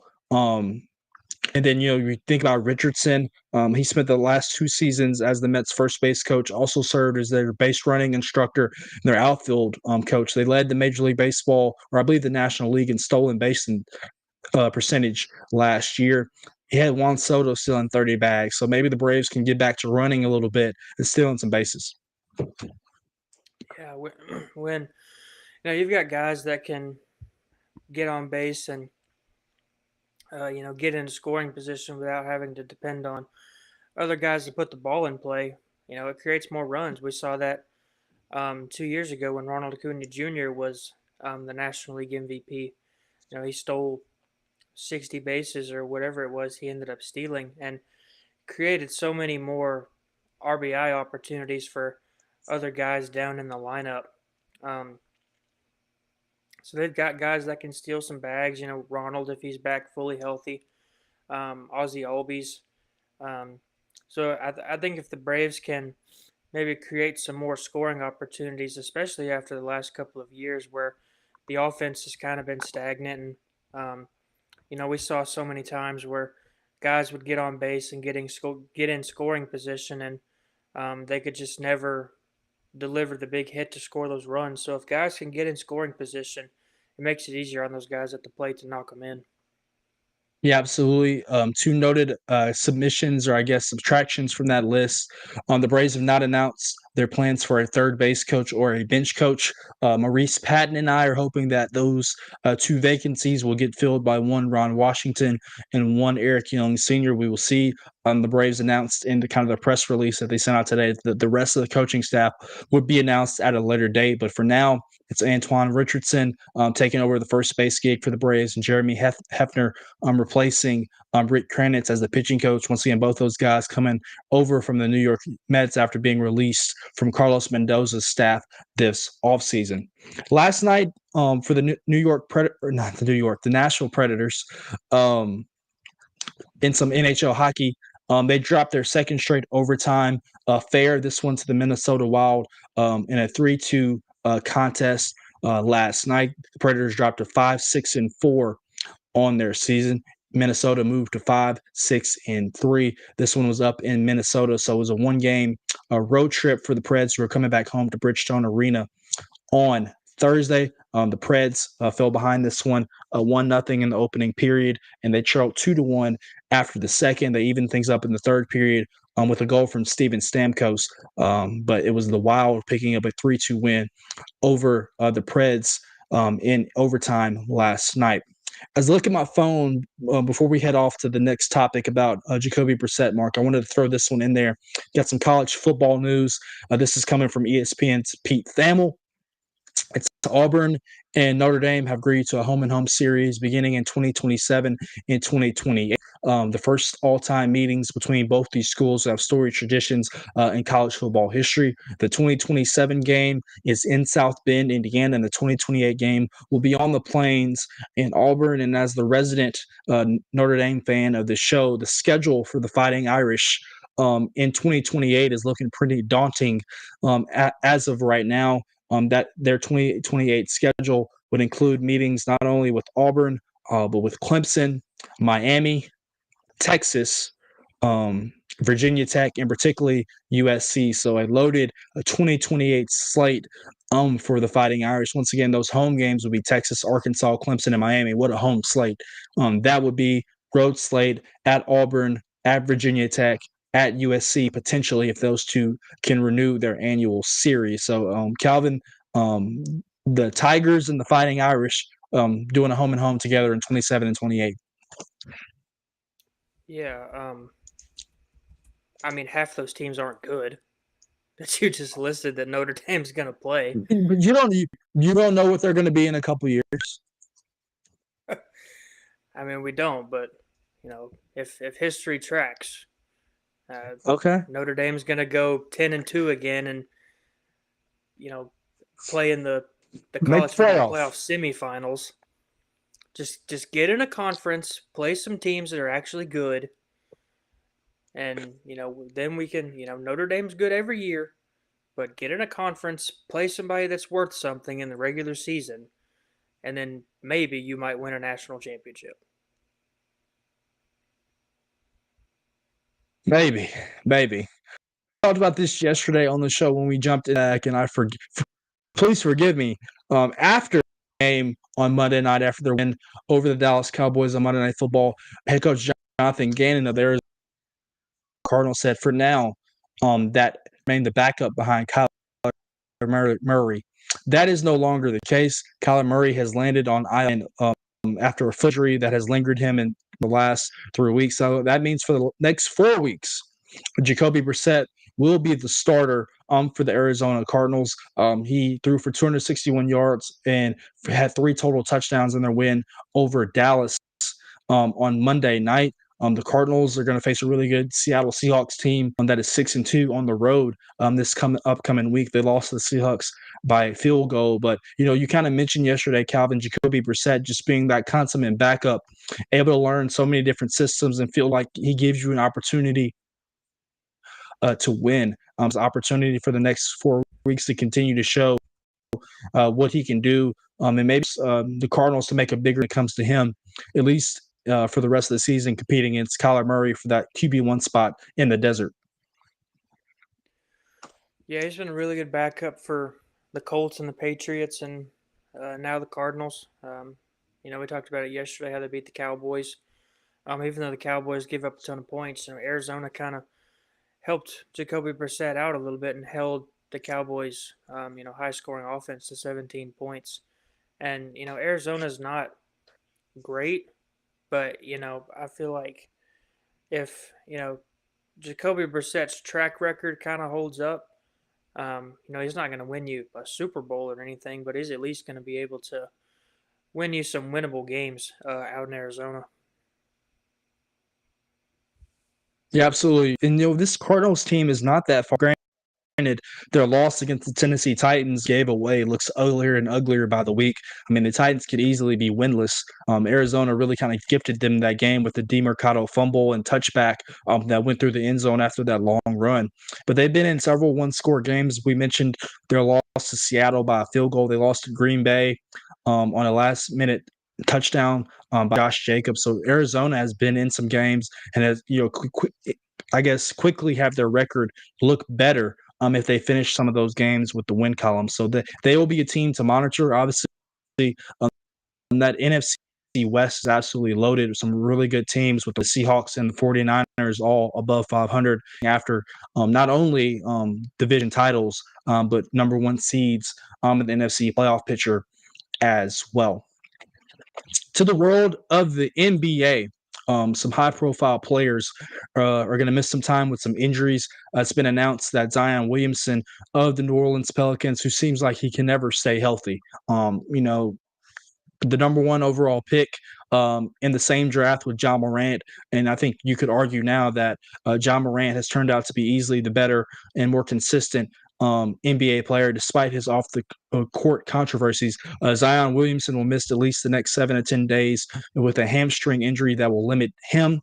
And then, obviously, the news that came out last week that I'm going to report that after we got some more testing done, Trae Young for the Atlanta Hawks is going to at least miss the next 4 weeks with an MCL sprain. Never good news to see a star player of his caliber out for that extended period of time. But as a Spurs fan, kind of makes me happy at the same time, though, knowing that we have the rights to Atlanta's first-round pick next year. And with them losing games, the Spurs, who also a really good start with Wemby Stephen Castle, and rookie Dylan Harper, who also suffered an injury last week.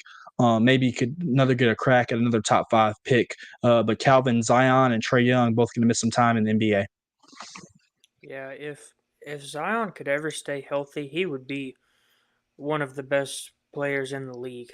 You know, he's not going to rain it down on you from 3, but he's just so big and so athletic that he can, get to the rim anytime he wants to. He's a really good rebounder just because he's so athletic for his size. If he could stay healthy, he would be a dominant force in the league. But unfortunately, that hasn't been the case for him throughout his career. Never been able to stay fully healthy, play, even half a season for the most part. And Trae Young, he's the straw that stirs the drink in Atlanta for the Hawks. Led them to the playoffs a couple years ago.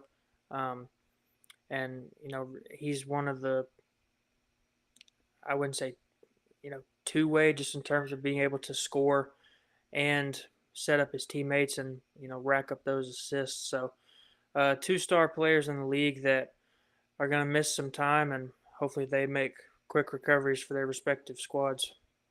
Yeah, it just feels like over the last couple of years, Atlanta has been toying with the opportunity whether or not they were going to trade Trae Young and package him to get some picks and some future assets in future NBA drafts. We talked about with Caleb, just the Boozer kid at Duke, and with Eminette at Tennessee, how there's going to be some talent coming in the lottery over the next couple of years, and maybe the Hawks will try to cash in with that. So we will see how that unfolds for the rest of the NBA season. Once again, it's super early as we are only in the first week of November. Coming up after the commercial break here on Main Street Sports Today, presented by the Tennessee Orthopedic Alliance of Columbia. Friend of the show, Ben Arthur of NFL on Fox, is going to join us to talk all things NFL. The trade deadline ended yesterday at 3 p.m. Central Time. We got a lot of trades to break down, including a fire sale up in New York with the Jets. And the Titans relatively quiet on trade deadline day. They did make some news over the last couple of weeks, but we'll get the vibe over from Ascension St. Thomas Sports Park with Ben coming up next after the commercial break. So stick with us.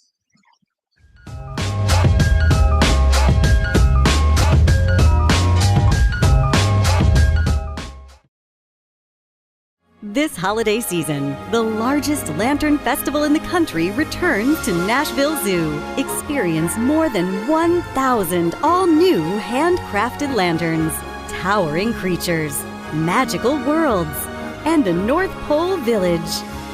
At the center of it all, the Smashville Ice Rink. Welcome back to Zoolumination at Nashville Zoo. Bigger, brighter, and better than ever.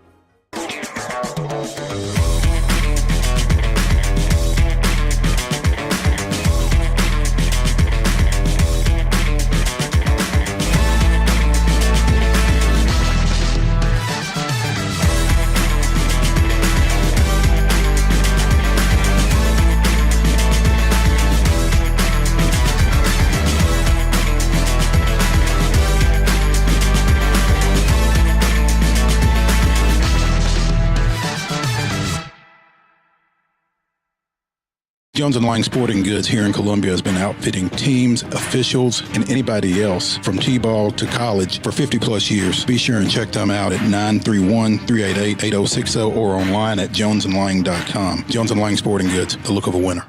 Piggly Wiggly, located in Neely's Mill Shopping Center, is Columbia's locally owned and operated Cost Plus 10 grocery store dedicated to serving the community with low prices and smiling faces. Piggly Wiggly offers fresh, hand-cut meats daily, as well as daily hot plate lunches from their deli counter. You're certain to see smiling faces and a helping hand when you're here at Piggly Wiggly. Come by and check out our fresh produce, high-quality meats, and more. Down home, down the street, we'll see you at the Pig.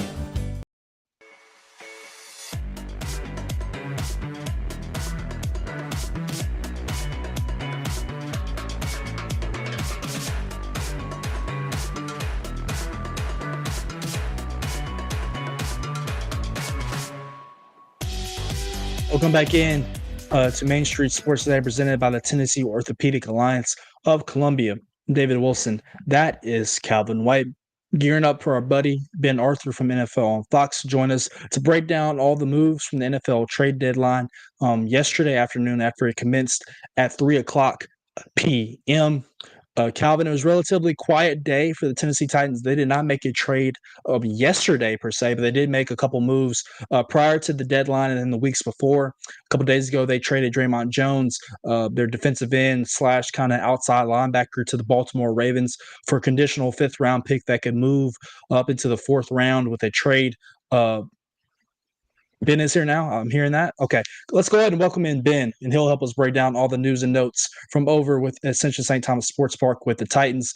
Ben, we appreciate you joining us, and I hope you're having a good start to your Wednesday afternoon. I am. Thank you guys for having me. Can you hear me okay? Yeah, we got you perfectly, loud and clear, looking good. Obviously, it was a busy day over at Ascension St. Thomas Sports Park. Mike Berganzi held a press conference this morning that you were able to attend. He's very candid, had a really kind of long opening statement, kind of giving a state of the union of the football team in their bye week. Just kind of give us your thoughts on everything that he kind of said, really kind of being very honest about the state of this football team.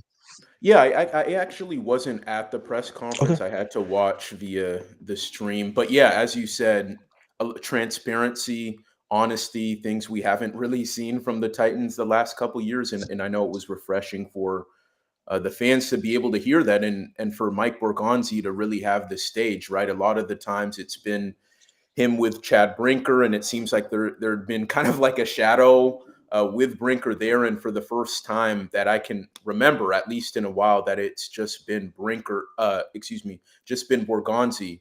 And to be able to take us behind the scenes of some of the trades, some of the moves they've made, and kind of the direction they've headed in, I think that was just a positive in terms of the honesty, right? And I think the biggest thing for me, or one of them, was just kind of getting clarity on just the Jarvis Brownlee Jr. trade. For the first time, and kind of speaking to maybe how he wasn't really a culture fit, and speaking to how Jeffrey Simmons is that kind of culture fit, right? Someone who some may have speculated, even as great of a player as he is, because of kind of what guys of his caliber can net. We saw what Sauce Gardner went for. We saw what Micah Parsons went for, Quinnen Williams. The reasoning behind why they wanted to keep him, right? They see him as a foundational building block. And so I think that kind of juxtaposition really stood out to me in terms of, Jarvis Brownlee Jr. was like the kind of young rookie contract controlled player that you'd maybe think a team would want to keep. But because of maybe that culture fit, he wasn't someone that they ultimately decided to keep. And Jeffrey Simmons, who maybe in 2-3 years, when the Titans hope to be competitive, he may not be the same caliber player he is now. The fact that they do see him as a leader, a culture fit, kind of speaks to what they're trying to do behind the scenes. So to kind of sum all that up, to go back to the honesty and transparency thing, I think that was really huge to hear that from Mike Borgonzi today. Yeah, and Ben, you mentioned Mike Berganzi kind of went trade by trade and kind of talked about each situation. For you personally, though, when you look at the trades, obviously with Draymond Jones going to the Ravens, the Titans were able to get back a conditional fifth-round pick that could potentially turn into a fourth-round pick if he can pick up a couple more sacks on the season at Baltimore, makes the playoffs. With Roger McCreary going to the Los Angeles Rams, that was a pick swap, and a pick swap as well with the Jets, with Jarvis Brownlee going to the Jets. How do you think the Titans came away with that? Obviously, Chad Brinker has mentioned he wants to get as many bites at the apple moving forward, having multiple picks to play with and some ammunition to move around if needed. How do you feel if the Titans did in the trades that they did make? I think the Draymond Jones trade was a great deal to get what I think could be a fourth, right? Because, the level Draymond Jones has been playing at, and with having Lamar Jackson back in Baltimore, they're probably going to make the playoffs. So I think that's a really good deal.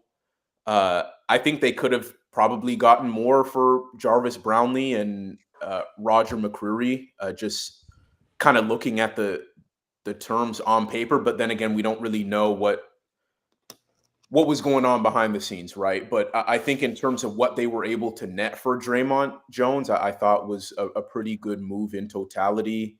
I know some folks would have maybe liked to see the Titans trade some of their other guys, right, to get even more, like whether it was Chigakonkwo, whether it was Tony Pollard, maybe even Calvin Ridley, Arden Key, but it takes two to tango, right? Like, and the return, if you are getting calls on those guys, it has to be a return that you feel is appropriate and feels kind of good enough, essentially, right? And I guess those weren't good enough, and so, but yeah, I did like the Draymond Jones deal in particular. Yeah, Ben, you kind of took the next question kind of out of my mouth. We saw, at least up in New York, a fire sale get underway. Them shipping Sauce Gardner to the Colts, which we'll get into here in a minute, and Quinnen Williams to the Cowboys, which we'll get into as well. A lot of Titans fans wanted them to kind of rip it down to the studs. You mentioned players like Chigakonkwo, Calvin Ridley, Arden Key, maybe even Jeffrey Simmons, as you kind of mentioned, as players that could get them some picks back for the future. Why do you feel like, in a sense of, at least when talking about Chig or Tony Pollard rather, or Arden Key, why those guys remain Titans for this season, and maybe the Titans didn't make those moves? It was because they, didn't get maybe what they wanted back, as you kind of mentioned. Yeah, without having been in those conversations, right, I think it ultimately comes down to they didn't get the return they liked, because I know 100% fact that the Titans were getting calls on those guys. I mean, everyone knows where the Titans are at as an organization. They're not winning now or anytime soon, and they do have some players, some good players, right? So I guess it really comes down to them not really getting the return they would have wanted. And like, even though the Jets are comparable in terms of like being a bad team, I mean, they have more like high-end talent, right? Like, you look at Breece Hall, who didn't get traded, Jermaine Johnson, Garrett Wilson, all of those guys ended up staying, but teams were calling about those guys. And then Quinnen Williams and Sauce Gardner, those are all pro caliber players. And so the Titans don't really have that apart from Jeffrey Simmons. And so, and the Titans weren't, as Mike Borgonzi made really clear today, that was someone that they weren't going to deal with, that they weren't going to trade.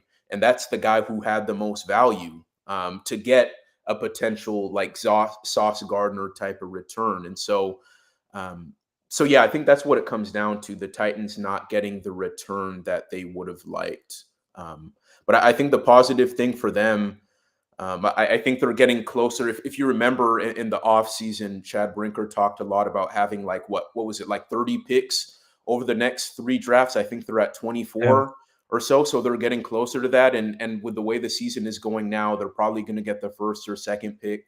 They can trade back because they know that Cam is going to be someone they want to build around. And you could probably get even closer to that number. So yeah, if you're a Titans fan, Titans observer, maybe you would have liked to have seen them get more, but I think they're still in good shape. Maybe not the best of shape, maybe not exactly what you would have liked for them to be at, but I think they're still kind of moving in the right direction in terms of being able to like reset this foundation.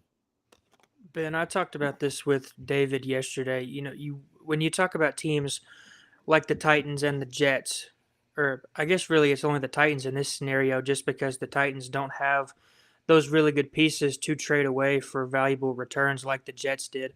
But, when you talk about acquiring picks, the easiest way to rebuild your team is through the draft. But, when you look at it, there's no players left on the Titans from the 2020, 21, or 22 drafts. What reason, or I guess indication, has this organization given people that, even though they say all those things, that they will actually be able to rebuild this team through the draft? Yeah, that's a very fair question, right? Like, what have they done to actually make you think they can do that? And I think for me, like, the only thing really positive for me, if you're kind of looking at it that way, is Mike Borgonzi, right? Because Chad Brinker still kind of had his hand, even though he was maybe had a lesser role in the previous regime, he still played a role into why the Titans are where they are now. But Mike Borgonzi had nothing to do with what happened in the past. And you look at his first draft class to this point, it's been very positive. I mean, Cam, although he still has a long way to go, we've seen the flashes. Chim DK looks like the best returner in football right now. Like he's probably the front runner to be a first team All Pro. Alec had flashes. Alec Ayamaner had flashes early in the season. Gunnar Helm has flashed throughout. Femi, we didn't really get to see him get going, but I know that they're high on him.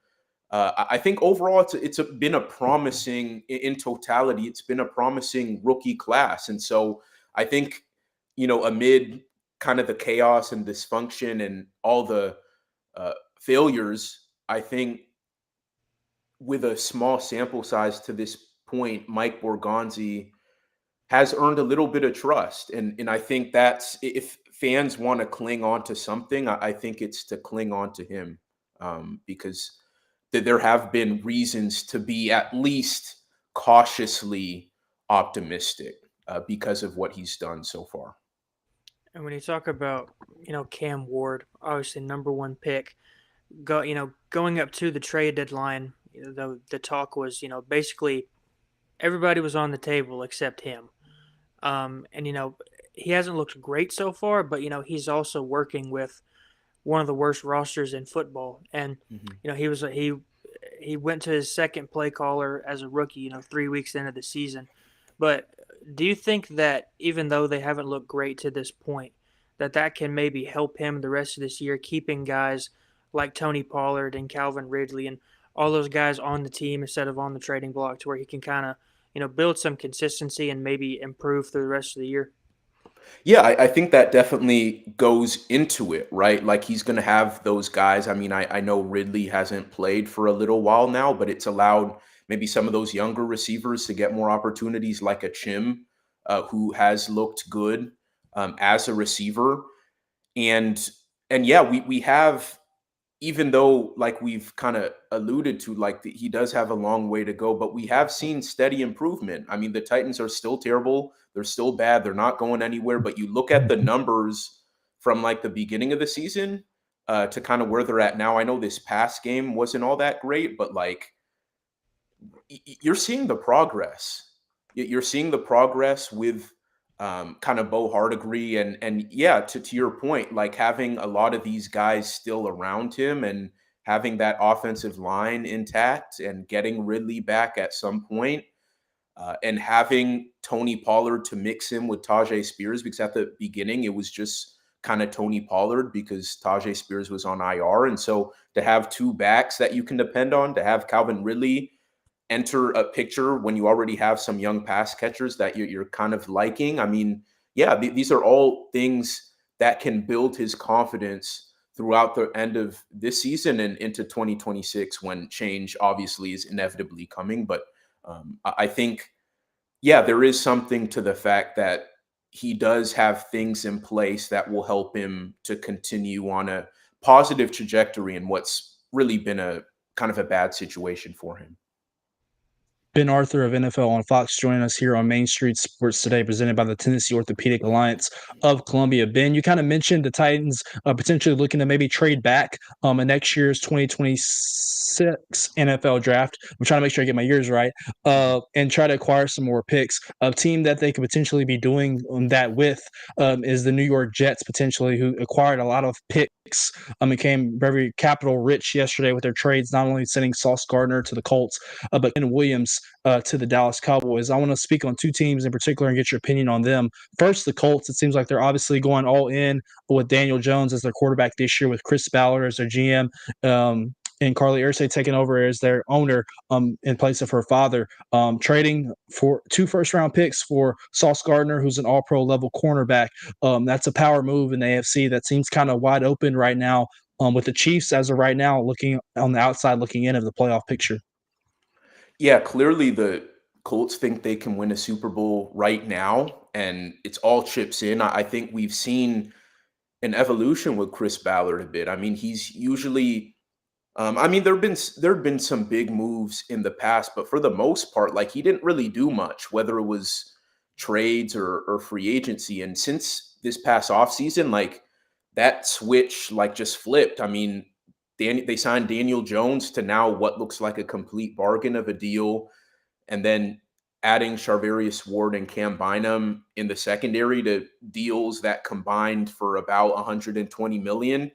And that aggressiveness has worked out, and they're at the top of the AFC. And now that aggressiveness continues with Sauce. And yeah, it's a massive overpay. That's a very steep cost, but clearly, like we're both saying, the Colts see themselves as a legit championship contender. And I think what it also says is that Daniel Jones is their guy.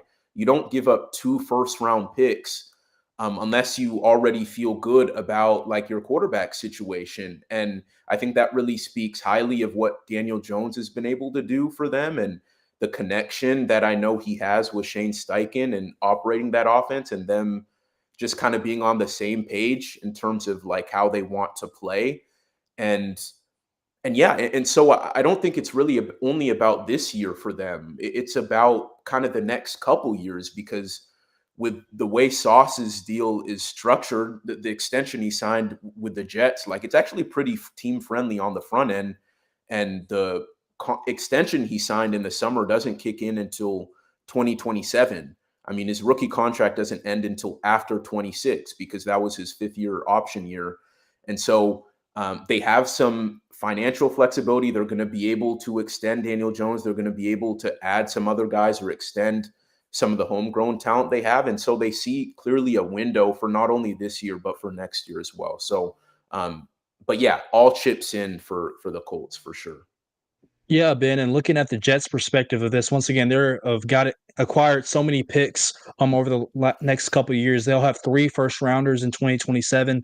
They'll have 2 in 2026, plus Dallas's second-round pick, which they acquired in the Quinnen Williams trade. Their defense over the last couple of years, with Robert Saleh as their head coach, and even Aaron Glenn this year, really one of the best in football. They didn't lack defensive talent; they lacked offensive talent, particularly at the quarterback position. So, how do you moving forward kind of surmise what the Jets will be? This quarterback class in 2026 coming out, maybe not as sexy as what we thought it would be. How do you feel like they can maybe address their quarterback position? And are the Titans maybe a potential fit when it comes to trading up in the draft per se and acquiring a quarterback? Yeah, the Jets are definitely, I'm sure that Jets and Titans will have conversations. I mean, when you're going to have like a top 2 pick like the Titans are going to have, and you look at the draft capital the Jets have, yeah, naturally that's going to make a lot of sense. And I think overall, like it took a lot of guts for the Jets to do what they did. And they basically look like the Thunder, the OKC Thunder of the NFL, in terms of like just loading up with the premium picks over kind of the next few years. I mean, 5 first-round picks between the next 2 years. Then they have 2 second-round picks. So 7 picks in the top 2 rounds over the next 2 years. I mean, if they get this right, and that's a big if, right? Because we know what the Jets have been. We know how they've screwed up in the past. They have a very painful history, but this is a new regime, right? With Aaron Glenn and Darren Mogi. If they get this right, I mean, they could really set the foundation of a perennial contender, similar to what the Lions did, who were several years ago a laughing stock just like them, and they kind of got it right with the head coach and Dan Campbell, and with the GM and Brad Holmes, and look at where they are now. I'm not saying that the Jets will be the next Lions, but they have the opportunity to be. And yeah, I think they have a tremendous shot to be something great, but it's going to take them until like 2028 to do that. So they're going to be pretty bad in the present, but they do still have some good young talent on that roster. We didn't even mention they added A.D. Mitchell from the Colts in that trade with Indy, who's a really talented former second-round pick. They added Mozzie Smith, a former first-round pick from the Cowboys who didn't work out in Dallas. They have Jarvis Brownlee, who we talked about earlier. I mean, they still have some young guys in addition to Jermaine Johnson, Breece Hall, Garrett Wilson Jr. So they still have some guys too. So I'm really intrigued to see kind of how the Jets take form over the next several years. And in terms of how they play the whole quarterback hand, I mean, who knows, right? As you mentioned, this 2026 class isn't looking as great as everyone thought it would be several months ago before the college football season. And so maybe it's a situation where 2027, they really dive in and just figure out how they figure out that spot until then. But at the very least, they've given themselves a lot of flexibility and again, the shot to really build the foundation with a lot of good, young, talented players. And Seattle traded for Rashid Shaheed yesterday from New Orleans. Seattle's 6-2 right now. Sam Darnold's had a really good year, kind of after his career resurgence in Minnesota last year. They've got a really good offense, and but a bunch of their wins are by one score. They've also got a one loss score to Tampa Bay. But everybody's really hot on the Seahawks right now. Do you think Seattle's a pretender or a contender at this point? I think the Seahawks are legit. Yeah, like you said, a lot of their games maybe have been close, but they've had. I mean, they're in a tough division, and the Bucks game that you mentioned. I mean, the Bucks are one of the best teams in the league. I mean, you look at both offense and defense. I mean, they have it. I believe they're top 5 in scoring on both sides of the ball. Jackson Smith and Jigba is playing at a ridiculous level, and I'm just thinking about like offensively, like how good they can be. They were already great, but like JSN has coverage shifted his way all the time, right? And having a speedster like Shaheed, that's going to open up a lot of things for their offense, open up things in the run game for Charbonnet and Kenneth Walker, and then defensively, I mean, how good Mike McDonald is as a play caller and disguising stuff and bringing pressure and everything. And so I think the Seahawks are legit. I think the big thing we have to monitor, right? Like Sam Darnold was great last year in Minnesota, but then when it came to the end of the year, like the biggest games, he kind of folded, right? Like it was that week 18 game, and then in the divisional game. And so, like this year, like he's again kind of played at that same level, but is he gonna fall apart at the end again? I think that's kind of that's the biggest thing I'm concerned about with the Seahawks, because everything else has been great, but like, can Sam Darnold maintain the same level of play in the games that matter most? That's kind of what I'm watching for. But if he does that, I'm still very high on them. I mean, they're a top 2, top 3 team in the NFC. So I think they're legit as long as Sam Darnold doesn't see ghosts at the end of the year. And the Cowboys traded for Logan Wilson from Cincinnati along with Quinnen Williams. David and I have talked about this a bunch over the last 2 weeks. Dallas has a really good offense, but I think the three of us could go out there and put up some points on their defense. Obviously Quinnen Williams is going to be a big help up front, but Logan Wilson's been a really good player in his time with the Bengals. How much do you think those two can go toward helping that Cowboys defense, and do you think that they can kind of go on a streak and still make the postseason? I don't know. I mean, I can see the Cowboys' thought process, right? Like they have a phenomenal offense, probably a top 2 offense, right? But then their defense is like league worst. Watching them play on Monday night it was like I think one of the 2 times I've like watched their full game this year. Like they need so much on defense that like I don't know that 2 guys are really going to make the difference for them. I mean, I think their thought process is like, okay, if we can at least get to league average defensively and be carried by our offense, we'll probably be good. But honestly, I don't know that with Quinnen Williams, who's great, by the way, and Logan Wilson, 2 starters on defense, I don't know that they're going to make enough of a difference for their defense to make them a contender in the NFC. I just don't.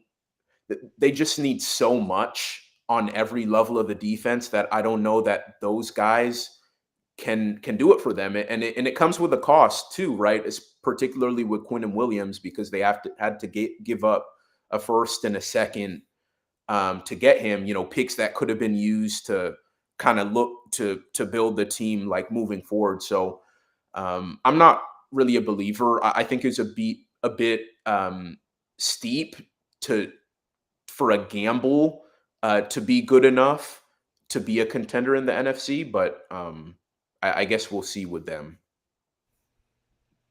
Ben, the Titans are 1-8 as they're in their bye week. One of the games on the docket at the end of their season on December 28th against the Saints, who are also 1-8 at Nissan Stadium. Would you like to put a over on the under on how many people will be in the stands for that frigid day? Yeah. Yeah, it won't be a whole lot. It won't be a whole lot. But hey, I mean, the fans will turn out, especially like, with the number one pick on the line. We'll see all the signs, right? Like, I think if anything, like we may actually see a good number of fans just rooting for the number one pick, right? Like it's not like the middle of the year where the Titans are bad and they're not going anywhere. With the end of the year, even though like you would know they're not in the playoffs, you have something to look forward to in the spring, right? And I think that in itself would kind of bring some folks out. And so yeah, I think that's going to be a fun one. Yeah, really good stuff from Ben Arthur from NFL on Fox. You can follow him on X at Ben Y Arthur. Ben, we really appreciate you stopping by on some late notice and talking a little NFL trade deadline with us. No problem. Thank you guys for having me. Coming up after the commercial break, we'll round out the show. It is Wednesday. That means it's time for our Wild and Wacky segment. We'll find our wildest and wacky stories from across the globe right after this, so stick with us.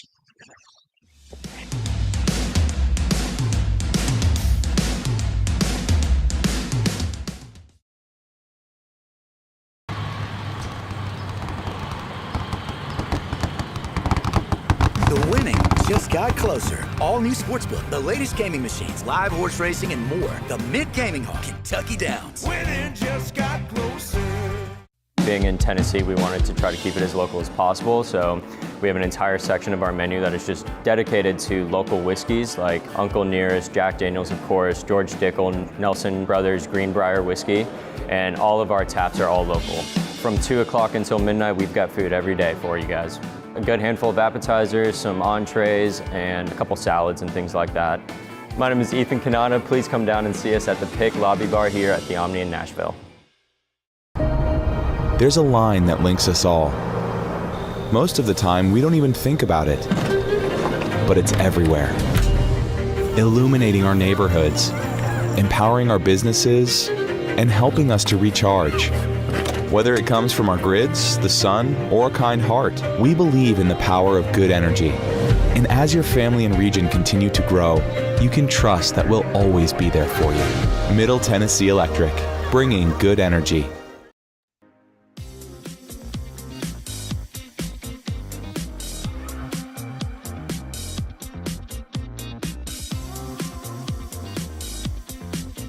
Final segment on a Wednesday. Welcome back in. This is Main Street Sports Today, presented by the Tennessee Orthopedic Alliance of Columbia. I'm David Wilson. That is Calvin White. It's time for a wild and wacky segment where we present the wildest and the wackiest stories from across the globe to round out the show. Without further ado, I pass the baton over to one Calvin White. Yeah, our first wild and wacky story comes to us from Ireland. The headline reads, "Lion on the loose in Ireland was a big dog with a fresh haircut." That says police in Ireland were investigating a viral video of a lion on the loose in the woods, and the animal was in fact a Newfoundland dog with a fresh haircut. I don't know why you would give your dog that type of haircut. That just seems cruel and unusual to that poor dog, but I also don't know how you think that's a lion. Not the size of a lion for sure. That haircut, I will admit, is kind of cruel. I think that should be a punishment for your dog. Your dog likes to act up when I call you and like to bark in the background. I feel like Calvin's dog is always barking, no matter what. So maybe that will be a punishment for your dog, for it to be quiet. Yeah, not the size of a lion per se, much, much gentler and tamer. But gosh, that haircut's nuts. Wild. Yeah, I can't even think of any justifiable reason why you would do that to your dog, other than, I mean, keep his neck warm, I guess. I'll say it'll keep the neck warm. It won't keep much else on the backside warm at all. Very chilly on the backside, but yeah, no, that's cruel and unusual punishment. So, but they found the dog. It was not a lion. Wild and Wacky number 2 says the Australian man with the world's longest name read out his entire moniker, featuring more than 2,000 middle names, and it took him more than an hour to accomplish. Lawrence Watkins had his name legally changed in March 1990 to include 2,251 middle names, earning the Guinness World Record for the longest personal name in the process, with 2,253 unique words. I have no idea why you would do this. I would imagine, who knows what his birth certificate looks like. He probably didn't have that change, but I couldn't imagine, like, since that is his legal name now, having to sign something that needs my signature. I mean, I can't use all my full name. I would have to just do first name, last name, I would assume, but goodness. He needed a book. I'm looking at, I mean, he needed a book to fit all that. So that's wild. Said it took the officiant at his wedding about 20 minutes to read his full name. But he attempted to feed himself for a Guinness World Records video, and it took more than an hour.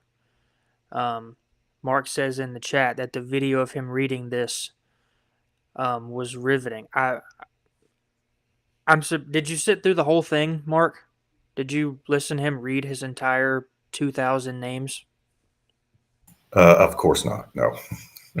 How about say I would lose interest very quickly in that. I would shut down the video. Man, like, I don't know if I cared that much about having a world record to my literal name to be that, like, to do something like that.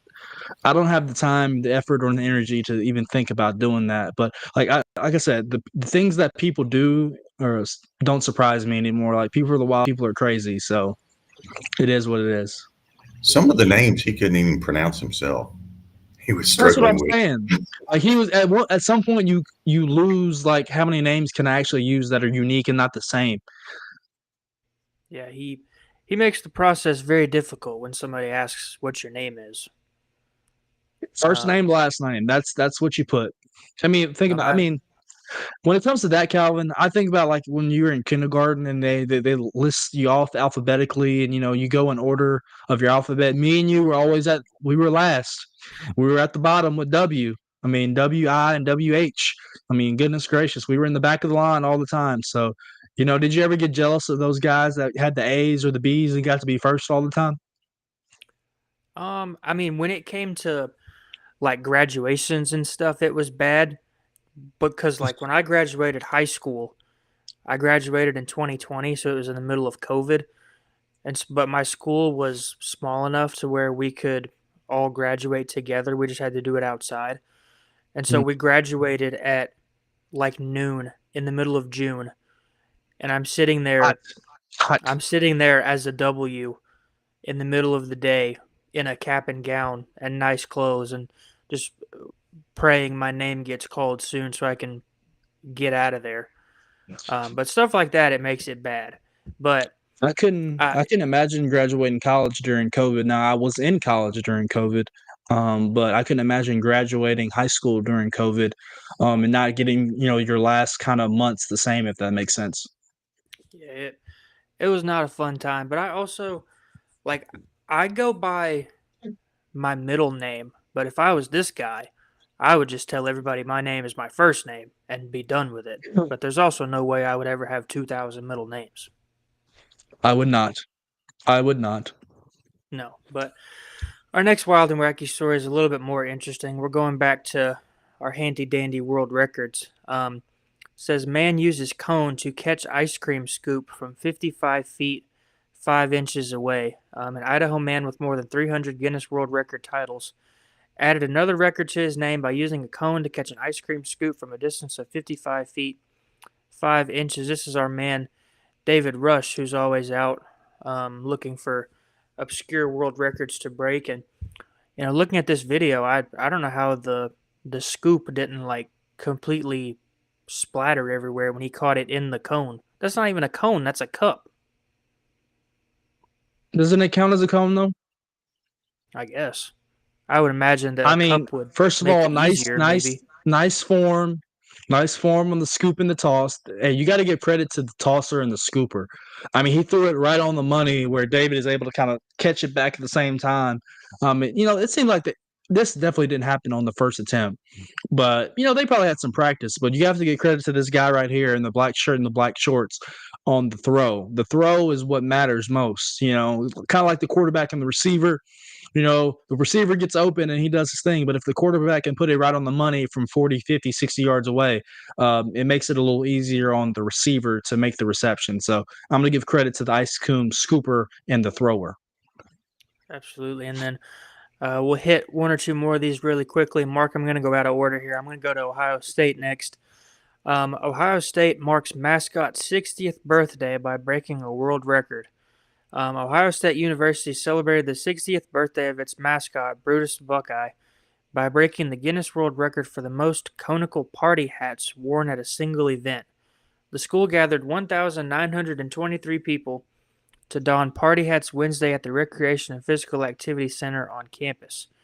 The gathering took the Guinness World Record from Britain's Sutton Coldfield Grammar School for Girls, which gathered 1,161 people in party hats in 2019. So Brutus the Buckeye got a little birthday party.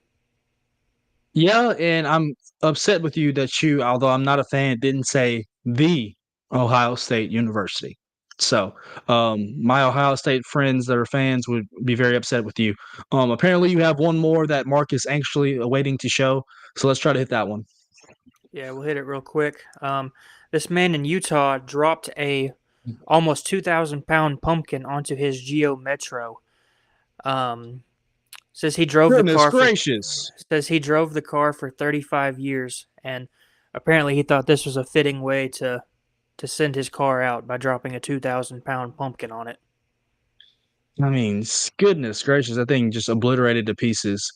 I mean, that pumpkin that you showed last week, I believe, was huge.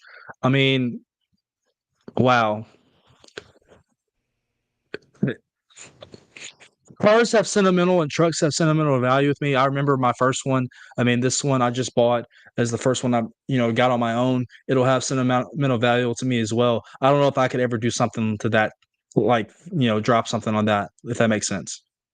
No, but I mean, kudos to him for getting 35 years out of one car. Yeah, it's a little banged up for sure. It's definitely banged up now. Good stuff by Calvin as always. So that'll do it here on Main Street Sports Today, presented by the Tennessee Orthopedic Alliance of Columbia. Another wild and wacky Wednesday in the books. We're tearing through them as we entered the first week of November, the end of the year almost here. Tomorrow, it's going to be a hectic day across the Mid-State with a lot of high school football action moving from Friday to Thursday. Once again, stay tuned on all our social media channels for that, for schedule updates. Calvin will be at Creekwood and Springfield tomorrow afternoon, so look forward to his coverage there. I will be away tomorrow. Wade Neely will be stepping in for me with Maurice Patton on a Throwback Thursday as we have Coach's Corner as well. I'll be at Friendship Christian at Tipton Rosemark tonight, so looking forward to that. Hope you guys have a good rest of the week. We'll see you next week.